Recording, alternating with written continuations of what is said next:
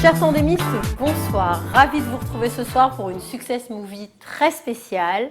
J'ai la chance de partager ce plateau ce soir avec Anna et Rudy, notre expert cinéma. Salut les copains. Bonsoir. Comment ça va, Anna? Ça va. Et toi, Rudy? Super, tout va bien. Anna, moi je suis ravie de la retrouver près de moi puisqu'on est déconfinés, vaccinés et sans masque et non masqués. Alors que toi, Rudy, confiné, j'ai pas de masque non plus. Pas vacciné, pas masqué. Bon, en même temps, tu es seul avec toi-même, tu vas pas t'auto-contaminer, mais fais attention à toi quand même en France en ce moment. Alors, ce soir, c'est une émission spéciale que tu nous as proposée, Rudy, puisqu'on va évoquer non pas le succès d'un film ou d'une série comme on a l'habitude, mais on va s'intéresser à la vie et l'œuvre d'un immense acteur, Robin Williams. Alors, explique-nous, Rudy, en quelques mots, pourquoi avoir choisi Robin Williams pour cette rétrospective? Alors ça, c'est une question qui a des bonnes, comme disait Coluche. Robin Williams, c'est un grand acteur. Mais derrière le grand acteur, il y a un grand homme. Et moi, c'est un acteur qui m'a beaucoup amusé lorsque j'étais jeune et qui m'a énormément ému lorsque je suis devenu adulte. Et pourquoi j'aime les films de Robin Williams? Parce que ce sont des films où on passe souvent du rire aux larmes. Et c'est toujours sincère, c'est toujours beau. Il y a beaucoup d'humanité dans ce qu'il fait. Ouais. Et comme ça fait bientôt 7 ans qu'il nous a quittés, j'avais à cœur de lui rendre un petit hommage parce que c'est quelqu'un qui m'a beaucoup inspiré dans la vie. Alors, et écoute, voilà, je voulais... eh ben, c'est une très bonne raison. Alors écoute, avant Rudy que tu nous parles de l'acteur Robin Williams et l'artiste qu'il était, on va donner la parole à Anna qui, elle, va nous raconter qui était l'homme. Alors, l'homme, c'est un homme qui est né en 1951 à Chicago et qui, aussi surprenant que cela puisse paraître, était un enfant très timide. Il a vaincu sa timidité justement en s'engageant dans les classes d'art dramatique et il a commencé comme ça à se décoincer, même s'il était caractérisé comme étant un enfant très rigolo. Et il a été aussi élu président de sa classe. Donc c'était quelqu'un déjà qui arrivait à galvaniser les foules. Ouais. Quand son père a pris sa pré-retraite, il est parti habiter en Californie et c'est là où il a été diplômé donc, au lycée. Et très surprenant également, il a été élu à la fin du lycée comme étant l'élève le plus drôle, mais aussi celui qui était susceptible de réussir le moins. Ah, il y avait ça comme élection. Ils élisaient des gens qui étaient le moins susceptibles de réussir. C'est extraordinaire. C'est extraordinaire et c'est hyper valorisant. Quoi. Ça donne envie. Ça donne envie de se faire élire, vraiment. Donc, à partir de là, Robin Williams s'est engagé dans une faculté pour étudier la science politique. Mais ça n'a pas duré bien longtemps. Il s'est ensuite inscrit dans une faculté publique pour étudier l'art dramatique.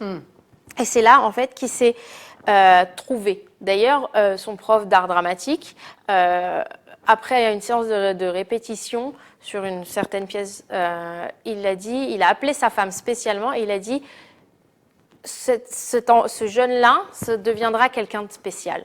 C'est incroyable. C'est le prof d'art, il dit lui, c'est une star. Il va faire quelque chose. Il va faire quelque chose d'extraordinaire. Je ne sais pas si Rudy, tu as entendu parler de cette anecdote-là, mais j'ai trouvé que c'était assez poignant, assez significatif. Donc, après ça... Ils sont très bons, hein. Les profs d'art dramatique américains ont un super coup d'œil. C'est vraiment une pépinière de talent qu'il y a aux États-Unis. Et c'est vrai que s'il y a autant de talent, c'est parce qu'il y a aussi des gens qui savent les découvrir, les mettre sur la voie, les entraîner et faire en sorte qu'ils puissent justement atteindre leur potentiel. Donc, c'est pas du tout étonnant, effectivement. Tout à fait. Et donc, après avoir pris ce tremplin-là, Robin Williams est parti à la Juilliard School à New York. Tout à fait. Très prestigieuse école, d'ailleurs, il fallait une bourse et ils étaient que 2 à l'avoir. Exactement. Et 2000 candidats. Et le deuxième n'est autre que Christopher Reeve, donc, qui deviendra et qui restera jusqu'à la fin de sa vie un de ses amis les plus proches. Alors Christopher Reeve, on rappelle, C'est l'acteur l'acteur de Superman. Superman. Bien sûr. Eh oui, bien Très sûr. emblématique. Et d'ailleurs, il a dit de lui, et je cite, il disait des milliers de mots à la minute. Je n'avais jamais vu autant d'énergie chez une personne. Et c'est une amitié du coup qui est restée et qui est restée très très soudée. Et même après l'accident donc de Christopher Reeve, où en fait Robin Williams l'a fait rigoler juste avant une opération ô combien importante et très La première opération. Donc il faut rappeler surtout que Christopher Reeve, suite à une chute de cheval, reste paralysé puisqu'il s'est cassé 2 vertèbres et surtout sectionné la moelle épinière. Exactement. Donc il reste complètement paralysé. Et Robin Williams, juste avant une leur amitié n'a jamais failli. Il a failli. été là tout au long de tout ce drame. J'ai une anecdote à vous raconter, pas par rapport à ce qui va se passer ensuite, mais au début.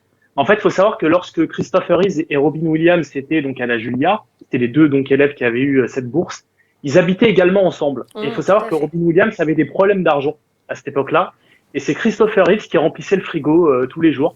Donc c'est lui qui pourvenait un petit peu aux besoins de Robin Williams. Oui. Donc cette amitié, elle a commencé aussi comme ça, et c'est ensuite quand il a eu cet accident, Christopher Reeve, que Robin Williams lui a un peu rendu l'appareil, en étant également, il n'a pas oublié son pote qui était là pour lui dans les moments difficiles. Tout à fait. Et d'ailleurs, il a dit, extraordinaire. Pour la première fois depuis l'accident, j'ai ri. Mon vieil ami m'a aidé à comprendre que d'une manière ou d'une autre, j'irai bien. Et du coup, c'est une amitié extrêmement profonde. Et en fait, il disait d'eux que c'était des frères d'une autre mère. Donc vraiment, voilà. Et c'est une amitié qui a duré jusqu'à la mort de Christopher Reeve et même au-delà. Et vous allez comprendre pourquoi. Parce que, non seulement pour plusieurs raisons, mais la première, c'est que Robin Williams était un grand philanthrope. Il s'est engagé pour aider les moins chanceux que lui et il s'est investi auprès, par exemple, des vétérans, auprès des soldats, il s'est investi pour le droit des femmes. Il a visité et joué devant environ 90 000 soldats pendant tous les tours qu'il a fait des bases armées américaine dans le monde, ce qui est énorme. Et il a fondé une organisation avec sa seconde femme qui s'appelle The Windfall Foundation afin de lever des fonds pour de nombreuses associations. Et dans son engagement, il a particulièrement marqué en s'engageant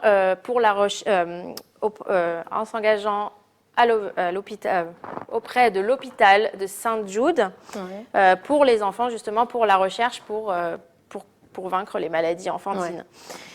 Mais ce n'est pas seulement ça aussi, Robin Williams, c'est quelqu'un qui avait des démons et qui a basculé dans les années 70 jusqu'au début des années 80 dans l'addiction, notamment à la cocaïne.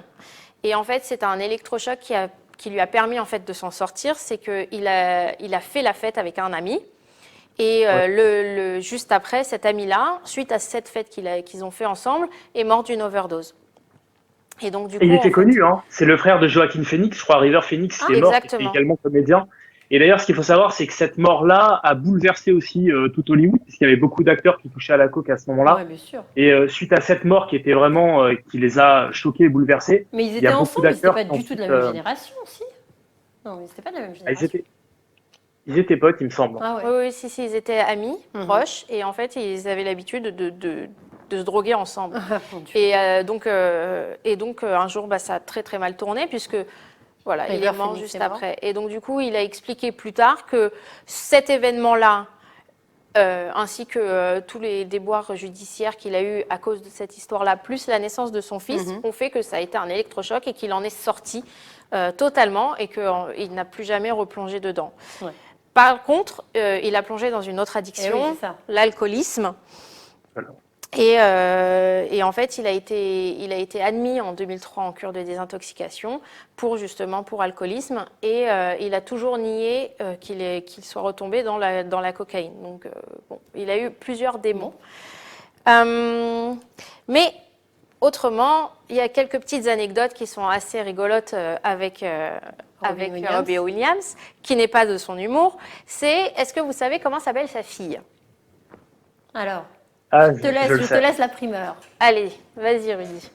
Parce qu'on a préparé un petit peu quand même. Et est-ce que tu sais pourquoi? Oui. En fait, moi, je suis fan du jeu vidéo et je crois que Robin Williams était également fan du jeu vidéo et c'est par rapport à ce jeu vidéo qu'il a appelé sa fille comme C'est ça. son fils. Exactement. C'est son premier fils, Zachary, qui jouait à ce Exactement. jeu. Beaucoup. Ouais. Exactement, C'est ça. c'était le jeu favori de la famille. Ouais. Donc ils y jouaient en famille. Et c'est quoi incroyable. le nom exact du jeu? La légende de Zelda. Ah, la légende de Zelda, voilà. Et donc du coup, c'est Ocarina of Time après. Ouais. ouais. Et donc du coup, c'est de là que vient le prénom de sa fille. C'est une anecdote assez rigolote. Ouais. Et donc, il avait des addictions, il était philanthrope, mais il avait une grosse passion, justement, qui l'a aidé à sortir de son addiction à la cocaïne. Est-ce que vous savez laquelle c'est? Voilà Ah, une colle. voilà, ça y est, une j'ai colle. trouvé de la colle. Non, je pensais que c'était les jeux vidéo. Je pensais que c'était les jeux vidéo, mais je pense que ça aurait fait doublon avec Zelda. Donc, je sais pas si c'est ça. En effet, il était collectionneur de personnages de jeux vidéo, mais c'est pas de ça dont je parle. Je parle du cyclisme sur route. Ah bon? Ah Ouais, oui. tout à fait, il adorait je ça. comprends. Ah voilà, je suis passée à côté. Il adorait ça et en fait, apparemment, ça l'a beaucoup aidé pendant sa période de désintoxication et c'est grâce à cette passion qu'il a Compliqué trouvée. de faire du vélo drogué ou Tout à fait. bourré. Voilà, et donc du coup, c'est grâce à cette autre addiction qui est beaucoup plus saine, du coup, Ouais. qu'il s'en est sorti. Et en fait, il voyageait beaucoup sur les circuits cyclistes, dont le Tour de France. Et en fait, si bien qu'il collectionnait les vélos. Hmm. Et donc, ce qui est assez rigolo ou assez remarquable, c'est que en fait, ces enfants, en 2016, ont fait donation de 87, ce qui est énorme. Vélo? Ouais, Il y avait 87 vélos. pour soutenir la fondation pour les Challenged Athletes et pour la Christopher and Dana Reeve Foundation. Hmm. Donc voilà. Donc c'est pour ça, c'est une amitié qui a duré même au-delà de Au-delà leur de mort. leur. Ouais. Donc voilà. Ouais. Bon, très bien. Alors, j'ai une anecdote à vous proposer sur Robin Williams. Comme vous le savez, il a travaillé avec Spielberg sur le film Hook. J'évoquerai la filmographie tout à l'heure. Et ce qu'il faut savoir, c'est que Spielberg et lui, ils sont devenus très proches, très intimes, plutôt donc assez bons amis. Et pendant le tournage de La Liste de Schindler, Steven Spielberg, il avait pas trop le moral parce que c'est des séquences assez dures à tourner, une atmosphère assez difficile. Et ce que faisait Robin Williams, tout simplement, c'est qu'il appelait Steven Spielberg tous les jours. Il était sur haut-parleur et il balançait des blagues, des bêtises pour faire marrer tout le monde. Et pour détendre un petit peu, Spielberg lui remontait le moral. Ouais. Voilà. Incroyable. C'était un personnage particulier et particulièrement fidèle et vraiment Et qu'on aurait aimé avoir une pour ami. ouais, une belle âme, Vraiment. une belle âme du coup. Alors Rudy, justement, tu Belle âme. disais tout à l'heure, résume-nous un peu la carrière de Robin Williams. Robin Williams, c'est combien de films et combien de récompenses? Parce que Alors, 86 films et séries. Des récompenses, les grandes récompenses, parce qu'il y a eu des récompenses aussi à titre posthume par rapport à son œuvre, etc. Il a eu 4 grosses récompenses, dont l'Oscar du meilleur second rôle pour le film Will Hunting, jouer un psychothérapeute extraordinaire. Ça avait été d'ailleurs écrit par les deux acteurs qui sont les personnages principaux, qui étaient amis, donc Matt Damon et Ben Affleck, qui est un film extraordinaire. Et donc il a gagné cet Oscar. Il a gagné qu'un seul Oscar, c'est sur ce film. Ouais. Par contre, il a gagné 3 Golden Globes, en réalité 4. Il y en a un, c'était une série. C'était sur Mork et Mindy. oui, Donc ça, c'est la première série dans laquelle elle est tournée fin des années 70. Et il faut savoir que le personnage de Mork, en fait, il a démarré dans Happy Days, dans un épisode d'Happy Days, et ça a tellement bien marché qu'il a eu ensuite sa série à lui.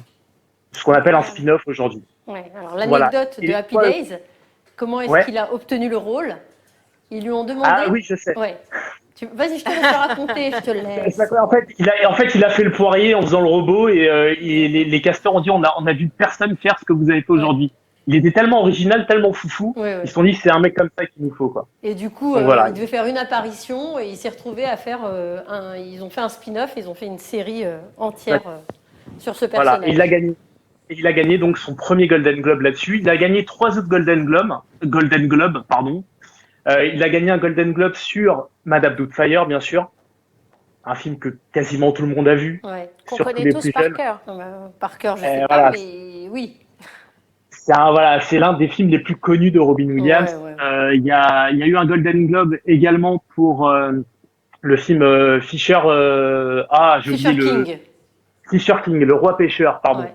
Il a gagné un Golden Globe là-dessus et il a gagné un 3e Golden Globe pour un film qui a lancé sa carrière, Good Morning Vietnam. Voilà, qui est très connu. Et d'ailleurs, Tu faisais allusion tout à l'heure aux bases que Robin allait visiter pour faire marrer les soldats. Bah, dans ce film, il y a aussi un peu de ça. Et je pense que c'est grâce à ce film qu'ensuite, il y a eu une amitié qui s'est nouée par rapport au respect qu'il a vis-à-vis de ses camarades Tout sous à les fait. drapeaux. Alors, il y a également des films où il a été nommé, mais il n'a pas gagné. Le plus connu d'entre eux, je vous le pose en devinette. Si je vous dis quel film de Robin Williams a été nominé pour gagner l'Oscar, mais il ne l'a pas gagné, vous pensez à quoi? Un film Hook. très connu. Hook. Alors, Ouais. je crois que ça a été le cas, mais c'est pas le film dont je vous parle. Un autre. Ah. Si je vous parle de jeunes Ah, américains le cercle des dont poètes disparus, Ah oui, évidemment. bien sûr, le cercle des poètes disparus. il a été Bah nominé oui. pour ce film, Eh effectivement. oui. Voilà. Incroyable. Il jouait un prof extraordinaire. Original, extraordinaire. Génial. Et moi, il y a deux films en fait sur lesquels je voudrais revenir. Ce sont des films qui sont pas passés inaperçus, mais presque, et qui moi sont dans mon top 5 des meilleurs films que j'ai pu voir dans ma vie en fait de tous les temps. Le premier dans la liste, il est en deuxième position après Forrest Gump, c'est Au-delà de nos rêves. Donc Au-delà de nos rêves, je sais pas si tu l'as vu, Galit. Je crois que oui. Non, tu l'as pas vu. Non, Anna en non tout cas, plus. ça me dit rien. Non, non, je l'ai pas vu. Alors foncez le voir parce que ce film-là, c'est de la poésie. C'est un film qui est très beau.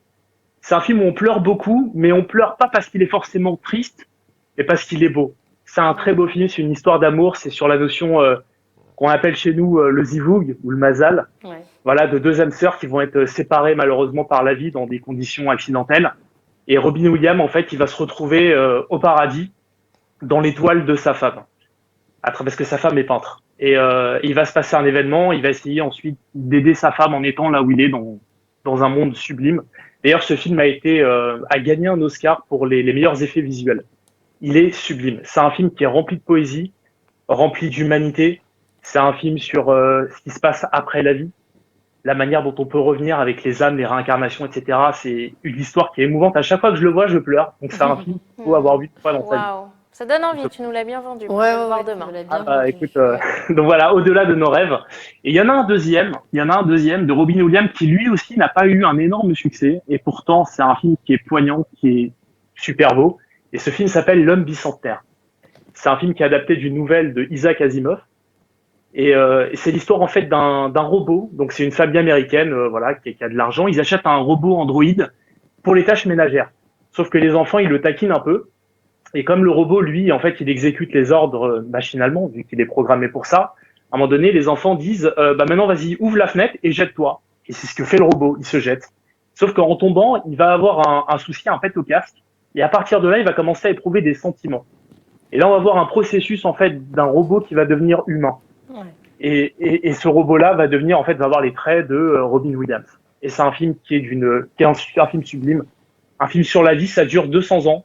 Il y a beaucoup d'amour aussi dans ce film. Il va tomber amoureux d'une fille dans le film qui va devenir ensuite grande et qui va ensuite devenir même sa femme. C'est un film qui est rempli de magie.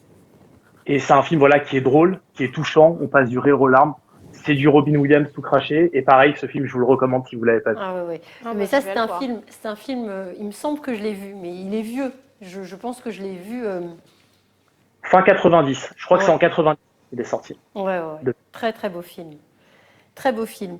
Et puis on peut pas non plus clore ce chapitre de l'artiste qui est Robin Williams sans parler de son don d'improvisation. Et tout à fait. Il faut savoir que l'improvisation, c'est quelque chose de très très risqué au cinéma, pour la bonne et simple raison que, bah, comme vous le savez vous-même en plateau, il y a de la technique, il y a les caméras qui sont disposées dans un certain ordre, dans certains axes, et en fait, on ne peut pas faire n'importe quoi. C'est-à-dire que tout est déjà découpé, écrit à l'avance. On fait même parfois, vous savez, des dessins pour voir un petit peu comment va se positionner l'acteur, comment va positionner les caméras autour de lui, etc. Et donc l'improvisation, c'est un exercice qui est périlleux d'un point de vue technique. Sauf que Robin Williams, vu qu'il a fait beaucoup de one-man show et qu'il a une fibre comique qui est innée, eh ben, il connaissait donc déjà son texte, mais par-dessus son texte, des fois, les réalisateurs lui disaient, bah écoute, t'as la carte libre, fais-toi plaisir, amuse-toi, amuse-nous, fais-nous marrer. Et Mais- lui, Ouais. il en fait des caisses. D'ailleurs, Ah, mais c'est excellent. la scène d'ouverture de Madame Doubtfire, c'est de l'improvisation totale. Ah oui. Totale. Mais pareil, dans Mork et Mindy, cette série qui a duré quand même 4 ans, à la fin, enfin même très rapidement, les scénaristes lui mettaient des points comme ça. C'était scénarisé, c'est-à-dire il y avait une trame, et il lui donnait par exemple le propos, si tu veux, mais il lui disait carte blanche, quoi. C'était que de l'impro. Il partait en impro total et c'est vraiment... oui, dans l'impro, c'était quelqu'un d'assez exceptionnel.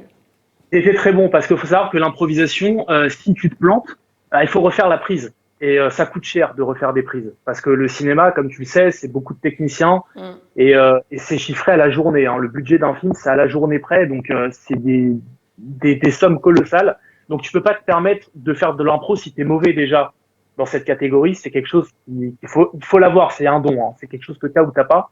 Et après, derrière, il faut savoir aussi improviser face à la caméra. Et ça aussi, c'est un pari qui est assez compliqué. Mais l'avantage qu'avait Robin Williams, c'est que comme il avait prouvé tout son talent à travers ce qu'il avait déjà fait, bah pour le coup, bah les réalisateurs lui faisaient pleinement confiance et c'est pour ça qu'il a pu exprimer totalement ce potentiel. Et il faut savoir que en termes d'improvisation, Robin Williams, là où il était très fort, c'est qu'il arrivait aussi à émouvoir. Il n'était pas un pro uniquement dans le comique, il était dans le dramatique. Et ça, c'est un truc aussi qui revient pour les acteurs du côté comique, c'est qu'un acteur qui fait de la comédie, qui est très bon dans la comédie, peut aussi jouer dans des rôles qui sont très dramatiques et réussir à faire pleurer. Et c'est pas le cas forcément quand c'est le contraire. Il faut avoir d'excellents acteurs qui sont très bons dans le drame, qui sont pas forcément bons dans le comique. Ouais. Alors que l'inverse se vérifie quasiment tout le temps. C'est vrai, donc, c'est vrai. Voilà pour l'improvisation. Voilà, Robin Williams, il a beaucoup, il a pu l'utiliser au cinéma parce qu'il a fait beaucoup de one-man show, un peu comme Jim Carrey à son époque quand il a démarré. Exactement, mais j'allais rebondir là-dessus en te disant que c'est rigolo parce que quand tu en parles, on a l'impression, on pourrait aussi attribuer ces mêmes qualités-là à un seul acteur à Hollywood aujourd'hui, c'est Jim Carrey. Là où, par exemple, Robin Williams avait des centaines de voix à son actif, c'est-à-dire que lui, il se déclinait en voix. Jim Carrey, c'est en grimace, par exemple. Il a vraiment l'expression du visage, etc. Et lui, c'est l'homme au sang grimace, alors que... Exactement. D'ailleurs, je rebondis sur ce que tu viens de dire parce que tu parlais des voix de Robin Williams. Il faut savoir que grâce à ça, c'est lui qui a fait le génie dans Aladdin. Ouais. Oui, exact. Il a fait 70 voix différentes. Ouais. Faut le savoir. Hein. Donc ça aussi, ça reste une belle anecdote. Et effectivement, oui, quand tu fais beaucoup de théâtre, beaucoup d'improvisation, il a beaucoup appris à la Juilliard, parce que c'est une école qui est très prestigieuse aux États-Unis. Bah derrière, quand tu as la liberté justement de tourner avec des gens qui sont intelligents et qui veulent absolument mettre tout ton potentiel, voilà, te le donner pour tout le monde en fait, pour le plateau, pour le spectacle, pour les spectateurs aussi. Bah du coup, c'est un régal. Et Robin Williams s'est régalé, et du coup, il nous régalait. Ah oui, parce que lui aussi. D'ailleurs, en parlant de voix, justement, il y a cette scène qui me revient là, comme ça, alors que je l'ai pas vue depuis vraiment, je sais pas, depuis des années, dans Mrs. Doubtfire. Cette scène, puisque c'est un chômeur en fait. Il est au chômage et sa femme en a marre. Elle le vire et c'est pour continuer à maintenir un lien avec ses enfants parce qu'il n'a pas où habiter, il va habiter chez des copains. Enfin bref, il est un peu paumé dans ce film au départ. Et il y a cette scène à l'équivalent de la NPE, du Pôle emploi, et la nana lui dit « Ok, qu'est-ce que vous savez faire ?» Et il lui répond « Je sais faire des voix. » Elle le regarde. « Qu'est-ce que tu me racontes ?»« Ah bah oui, je sais faire des voix. Je sais faire 70 voix. » Ou je sais plus s'il lui dit 70 ou pas. Mais oui. Et ils se servent de ça. Et je suis persuadée que cette scène, maintenant, avec le recul, c'était de l'impro. Je suis sûre. Ah oui, il y a beaucoup d'impro. Il y a énormément d'impro. D'ailleurs, il y a même une impro dans une scène qui est dramatique. C'est dans Will Hunting, où il parle avec Matt Damon, donc qui joue le rôle de Will. Et il lui raconte que sa femme a des gaz. Ah oui, exact. Des gaz. Et en fait, c'était totalement improvisé. D'ailleurs, le rire de Matt Damon est vrai. Enfin, c'est toujours vrai un rire au cinéma. Mais là, du coup, il n'est pas joué, le rire. Il rigole vraiment. Ah, et oui, d'ailleurs, si vous observez bien, vous allez voir que la caméra, elle bouge légèrement parce que en fait, l'un des cadreurs se marrait aussi pendant la scène et ça a été gardé au montage final. Ah, ça me donne envie de regarder ces films. Oui, moi aussi. Franchement, je vais me refaire un cycle... Robin Williams. Ah ouais, la semaine, ça va être Robin Williams. C'est thématique. Ah ouais. D'ailleurs, moi, j'en ai noté une parce que je la trouve rigolote. Une réplique, je pense que c'est tiré d'un stand-up ou d'un truc comme ça, d'un de ses shows. Je pense pas que c'est tiré d'un film. Il disait... Ne cherchez jamais la bagarre avec une personne laide, elle n'a rien à perdre. Je trouve cette phrase juste géniale. C'est génial. Elle est top, effectivement. Ouais, tu peux la tabasser, elle s'en fout, elle est moche. Donc, ouais, non, je trouve ça assez génial. Alors, Robin Williams, voilà, c'est cette carrière, tu disais 86 films et séries. C'est un homme, tu le disais toi, qui souffrait d'addiction, qui est une maladie. Hein, l'addiction, il est passé d'une à l'autre, mais voilà, c'est une maladie, l'addiction. Et puis, il est tombé malade. Alors, il est tombé malade. Au départ, il souffrait d'un léger tremblement de la main. Et il a été soigné pour un cas bénin, de ce qu'il pensait être un cas bénin de maladie de Parkinson. Et puis, en réalité, ça a été mal diagnostiqué et il souffrait d'un mal bien plus complexe et qui le plongeait dans une profonde dépression. C'est une maladie qui s'appelle la démence à corps de Lewy. Alors, j'en avais jamais entendu parler. C'est une maladie neurodégénérative. Il souffre, ça le plonge dans une profonde dépression. Il souffre d'insomnie, de troubles du langage, de la pensée, de stress, d'anxiété, de crises d'angoisse et même d'hallucinations. Et ça va finir vraiment par le détruire jusqu'à ce dernier jour en août 2014 où, n'en pouvant plus, il met fin à ses jours en se pendant et sa dernière supplication à sa femme avant de se donner la mort a été « Je veux juste redémarrer mon cerveau ». Je la trouve terrible, cette phrase. Il ne comprenait pas sa maladie, il ne comprenait pas ce qui lui arrivait. Et c'est qu'après sa mort, à l'autopsie, c'est une maladie qui n'est pas très connue, la démence à corps de Lewy, et c'est qu'à l'autopsie qu'ils vont découvrir de quoi il souffrait vraiment et pouvoir mettre des mots sur ce qu'il avait. Et c'est vraiment déprimé et épuisé que le 11 août 2014, il se donne la mort, il décide de mettre fin à ses jours.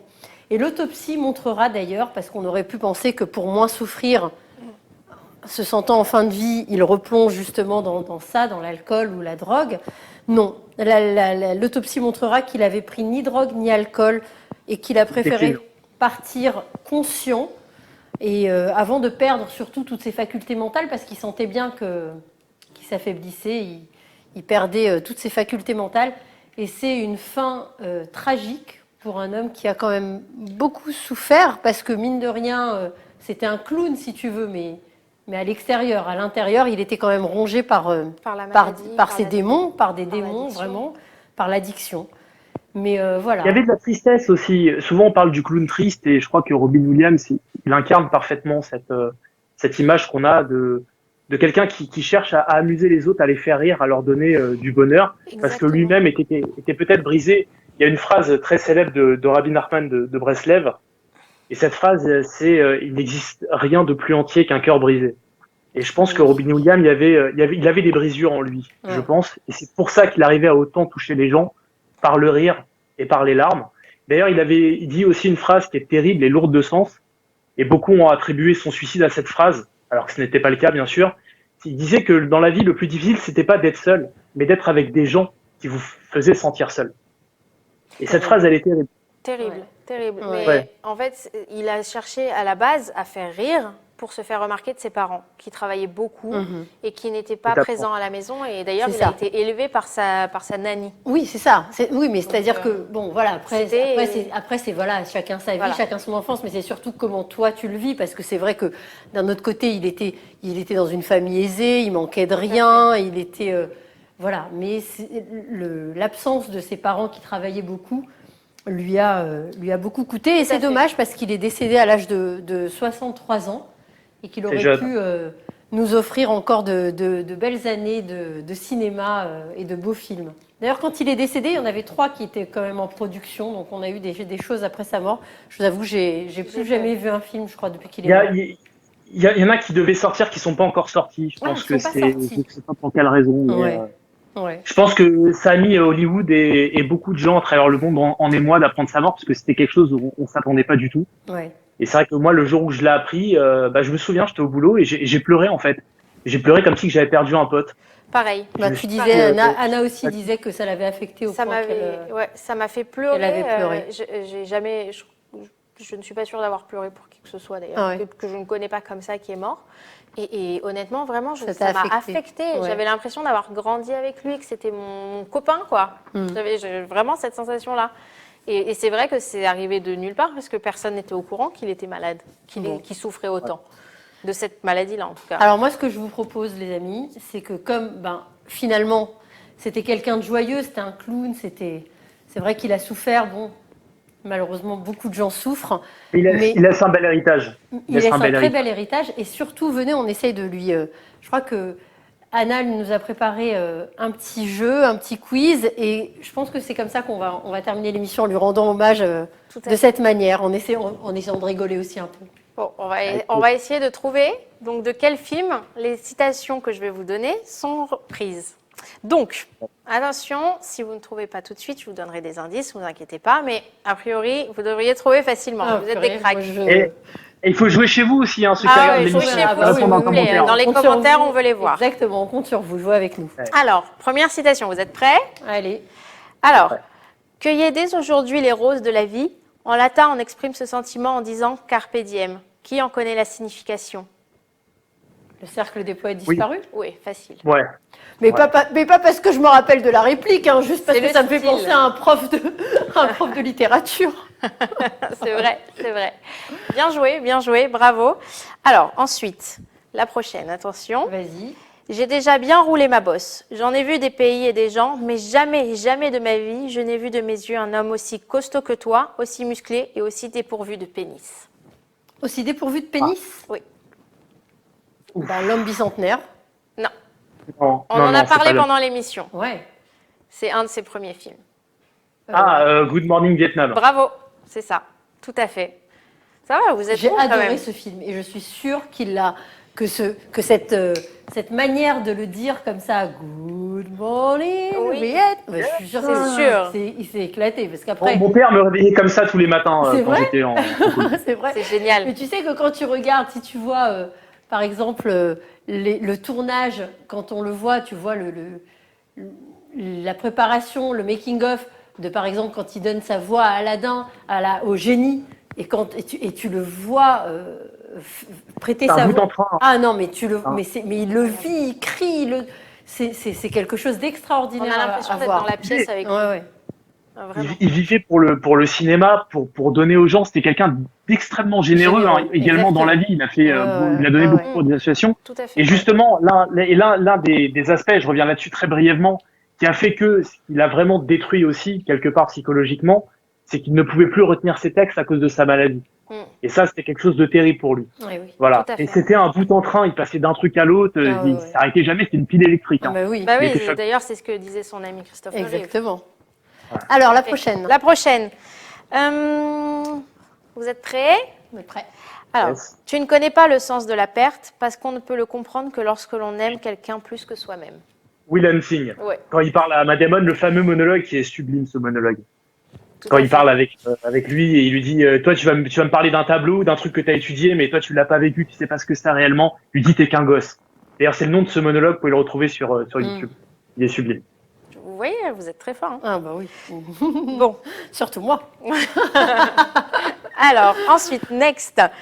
Je ne comprends rien aux êtres humains, je ne comprends rien aux femmes, je ne comprends rien aux émotions, aux passions, je ne comprends rien à tout ça. Si j'avais su, tu penses bien que je n'aurais pas passé toute ma vie dans un labo à essayer d'expliquer comment fonctionne le monde.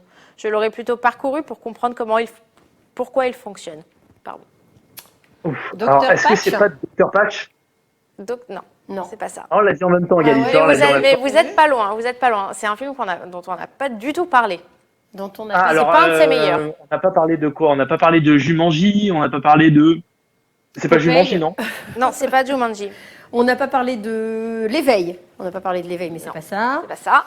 On n'a C'est pas c'est parlé. c'est pas son meilleur. Vraiment, il m'a pas marqué. Je connais Alors pas. attends, il a fait 2 films quand même où il jouait un rôle de méchant. Est-ce que c'est pas dans l'un de ces 2 films? Non. Je me souviens pas de ces. Enfin, il me semble je- pas qu'il je était sais méchant qu'il en dans a ce fait 2, film-là. je me souviens Il y pas avait des titres. Obsession et un autre Suspiria, quelque chose comme Non, ça. non, non, pas du tout. C'est bon, je vous donne un autre petit indice. Et alors là, c'est sûr que vous allez trouver. C'est un homme de laboratoire avec une petite boule verte. Docteur. Non. Il y a Docteur quelque chose? Non. Ah oui, le flung, Oui, c'est ça. Tu l'as. Oui, mais j'ai oublié le nom, mais je même vois, pas c'est un de truc quoi on vert Alors, c'est gélatineux. Flubber. Comment? Flubber. Voilà. Ah, Flubber, mais Je oui, savais que je vous aurais sur celle-là. Ah ouais, bravo. Bravo. Une autre? Ah ouais, C'est parti. une dernière. Celle-là, j'adore. T'as la bouche pleine de caca, mon petit, on t'a déjà dit? Et un peu plus tard, il dit remplaçant de prof de chimie. Alors là, C'est mon film préféré. Attention, si vous ne trouvez pas, je ton suis film vexée. préféré? Ah ouais. Remplaçant de prof de chimie. Oui. T'as du caca dans la bouche. C'est avec Dis des indices. des indices, des Ah non, indices. un petit, allez. Oui, vas-y. c'est Hook.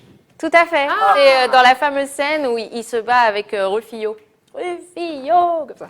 Dans Hook, il joue Peter Pan, on est d'accord? Oui, oui, tout à fait. Ouais. Peter Pan devenu adulte. Ah voilà, c'est ça, oui. Voilà. Je l'ai pas vraiment Bon, vu. je vous ai calé sur Flubber quand même. Ah oui, Voilà. tu nous as bien scotché sur Bravo. Flubber, dont je ne me rappelais même plus J'ai- l'existence. Je l'ai pas vu. Voilà. Non, donc, mais je vous dis, Mais c'est je crois vraiment que pas moi le non plus, meilleur. je me rappelle juste ce fluffy vert là. C'était un flop. C'était un flop. Mais toi, t'aimais bien, tu l'as vu? Je l'ai vu parce que j'étais jeune et je Ah me suis oui, dit, il y a d'accord. Robin Williams. Voilà. Bon. Et je me suis dit, ça peut être que de bien. Et en fait, finalement, c'était pas si bien que ça. Et je suis revenue sur Hook, Bon, écoute. qui est mon film préféré. Je l'adore. Voilà. Alors, Peter Pan. Rudy, je te laisse conclure sur Robin Williams. que dire sur lui? Bah, c'est ce qu'on a un peu dit tout à l'heure. C'était un homme extraordinaire sous toutes ses facettes.